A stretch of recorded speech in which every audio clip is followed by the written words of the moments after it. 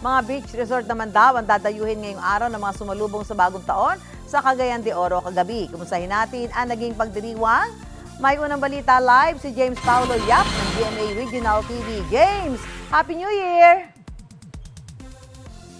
Susan, good morning and Happy New Year! Dito sa Cagayan de Oro, ilang mga Cagayanos ang mas piniling salubungin ang bagong taon sa labas ng kanilang mga bahay upang manood ng fireworks display.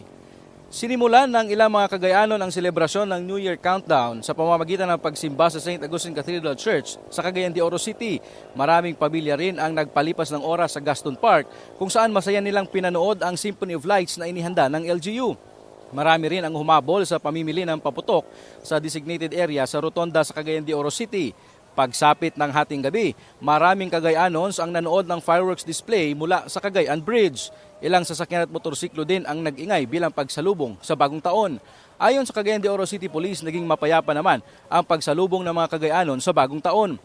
Ngayon ay nakatutok naman sila sa beach resorts dahil inaasahan nilang dadagsa ang mga tao doon ngayong araw. Tradisyon na ng pamilya, lalo na sa mga tradisyon nating mga Pilipino na dapat may paputok para pang-alis ng mga negative vibes, ng mga masasamang espiritu, mga malas, ganyan. We're very happy and kahit umuulan, pero umuulan rin yung grasya ko.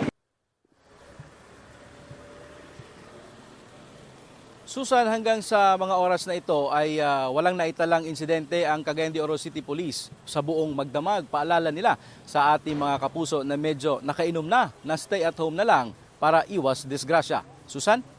Maraming salamat, James Paulo Yap ng GMA Regional TV. Gusto mo bang mauna sa mga balita? Mag-subscribe na sa GMA Integrated News sa YouTube at tumutok sa unang balita.